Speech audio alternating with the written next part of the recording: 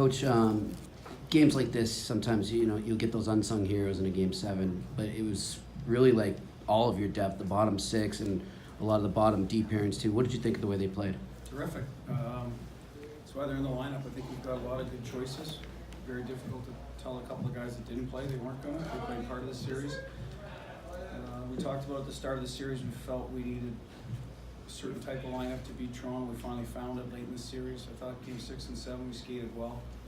A guy like Nordstrom's a good part of that. Koeman, Corrali, obviously.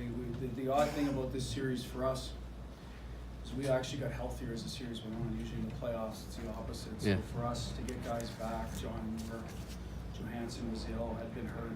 Corrali, I think, helped us a lot. Donnie's done a great job with depth. So we're able to use different players because of injuries. And knock on wood, I believe we're going to be healthy going into the Columbus series with the group we finished. John Tavares and Mitch Marner were an impressive combo this year. They got off to a good start, but you really neutralized them towards the end of the series. They got on the board with the goal tonight, but what was your focus there on that end to keep them in check? Well, one is puck management. I mean, Game 1 we gave Marner, he made a great read on an entry, but it's a turnover and a breakaway. Right after that, he turned one over to the blue line. Tavares gets a breakaway, so they start feeling good about themselves. I mean, if teams do that to Pastas and the DeBrus, they're going to pay the price too. So I think Bergie and Z, that matchup.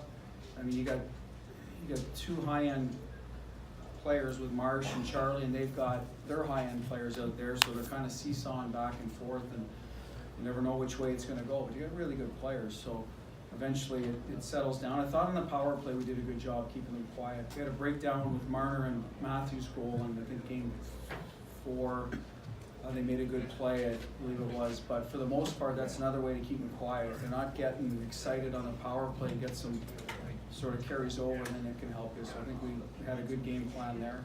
And at the end of the day, like I said, I think Bergie takes a lot of pride in Marsh. Obviously, the matchup. We've always trusted Dan Hyman, so he goes in there.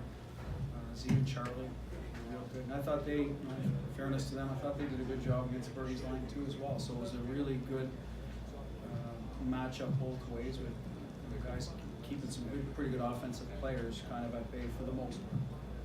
Deuce, then Joey. Bruce, I know that somewhere in the second half, Grizzly had a shot off the point, and at the end of the game you said, I didn't know he had that shot in him. And tonight we see Corrali walk over and rip off that wrist. Did you have the same kind of thought there on that shot? Well, in Game 6 he had a couple of those looks, so I think he was baiting the hook a little bit and snapped one tonight. But Sean has got a quick release. It's not a heavy shot, at least I don't think it is, but because he releases it in full stride, I think he caught the goalie a little bit off guard. It's a huge goal for us. The second period we came out of it, I think that gave them a lot of life. So to go in early in the third and sort of get the 2-goal lead back. And I thought after that our guys were outstanding in terms of their checking.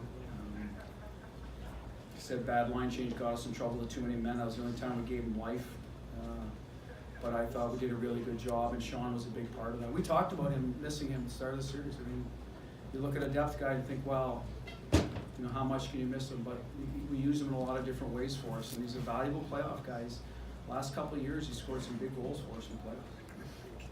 Coach, Tuukka has that game scoreless. Tuukka has that save on Matthews from the slot, and then falls over with 3 consecutive saves on Marner on the partial break. Just those 2 saves specifically, how key is that for you guys? Well, you want to play with the lead. It was huge. Riley was moving around a lot more the last couple of games. I think early in the series they were content to pound pucks from up top, try to outnumber us at the net. He started moving around. He's dangerous. He's a real good skater. He sees the ice, bang bang play into the heart of our defense. Something we've done real well all year, and they had avoided making plays into there and trying to get it with a 2-for-1. So it's a really huge save by Tuukka. Listen, I don't think you win any Game 7 unless you're, rarely. Last year we had a 7-4 where it just seemed like it was all offense, but generally speaking, you need your goaltender to hold you in there. And I thought Tuukka was outstanding. Had a real good series. So did Anderson. The first goal, I'm sure he'd like to have back. That's the one that sort of squeaks through. We had one of those against us, more up there. But I thought Tuukka was great tonight, really handled himself well, great composure. Could outplay the puck when he needed to, froze it when he needed to. We limited his workload this year, and you wonder how is it gonna affect in the playoffs, and I think tonight, hopefully, you got some residual effect of that, where he was fresh the last couple games, playing every second night. And it pays off, and hopefully even more going forward. But I think he was our best player tonight. I thought we had a lot of guys play well, but he was our best player. Back left, then Tara. Bruce, could you talk about the atmosphere in the building tonight and how the home ice helped your team tonight? Frank, I love the atmosphere in the building right from the get-go. Game 7, every night here. Same in Toronto, I gotta say. There are a couple of loud buildings, Original Six franchises, hungry, great fan support. Julian Edelman chugging a beer was awesome. Got everyone fired up, including us. Good for him. We'll return the favor at some point down the road. But I thought it was outstanding. But that's Game 7 playoff hockey for you right there. Bruce, you mentioned the second period in particular, and you talked about Tuukka. How much in the second period did you feel like he kept you in the game, or if that's overstating things? No, that's not overstating. I think that's accurate.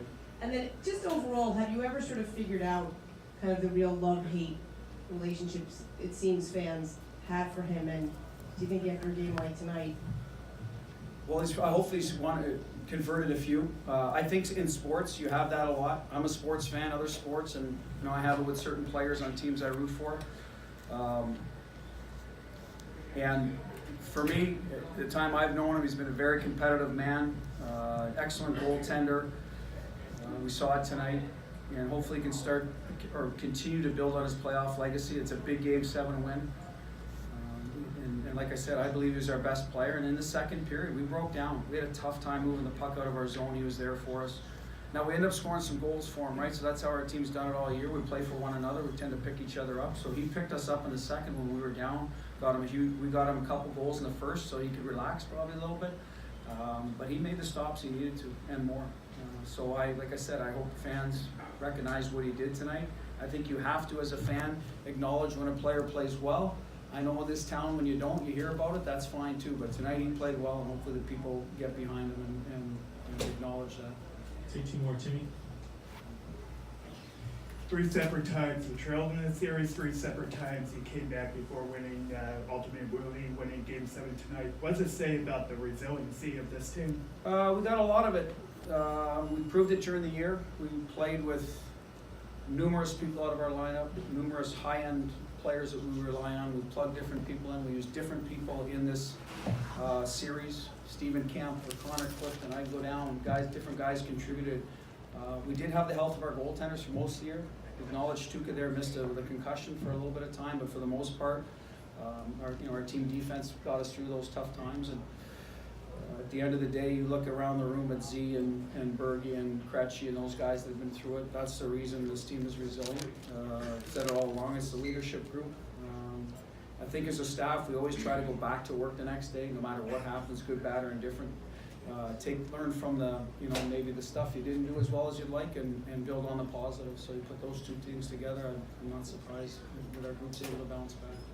Last one, Jim. Coach, early in the series, it seemed maybe at times their defense seemed comfortable, so to speak. But as it went on, it seemed like you guys, your forecheck and everything, you were making them feel a little more uncomfortable. I'm sure you noticed that. How important was that as the series, and how much momentum do you gain from that?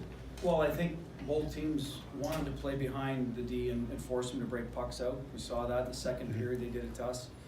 We did it in Game 2 physically. And I thought we took control of the game. We skated well the last 2 games, did it as much with speed and physicality and good sticks. So a combination of both. I think they did it to us as well. So, you could see the first 2 goals, I think were both turnovers on good forechecks. Forced errors, maybe this is the one that Noel picked off, could have been called an unforced error, but at the end of the day, they got one back, we turned one over on the wall, so that's playoff hockey. Everybody finishes their checks, everyone's coming, the commitment, so it's a lot tougher to break out pucks. I think that's why when people talk about playoffs, when they have those big top guys that can break the puck out, it's even more valuable than the regular season, and that's the reason why everyone has a little more jump in their step, and we were able to do that to them. In the end, took a while, but we got done. Last one from Julie. Coach, just I'm sure you watched the Columbus series. When you get back to work A tomorrow. long time ago, it seems like, huh? When you get back to work tomorrow, what's your initial thought going? My initial thought is they beat a really good team, because I thought Tampa was lights out. We saw them firsthand late in the year. So clearly, we got our hands full. We're gonna enjoy this one tonight, but tomorrow we'll be back in trying to break them down. I don't mind a quick turnaround necessarily when you're playing well. Our last 2 games, we have played well. I thought the start of this series, we had time off, we rested players.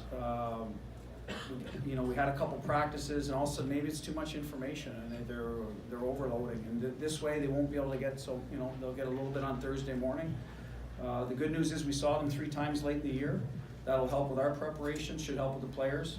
We know they were physical against Tampa. They came after them. They had, you know, they got key saves. Power play was lights out. So we got our hands full. Listen, we're looking forward to it. I think it'd be a good matchup for us. I think the teams are similarly built, so it should be a good series. Thanks, everyone. Yeah, Coach.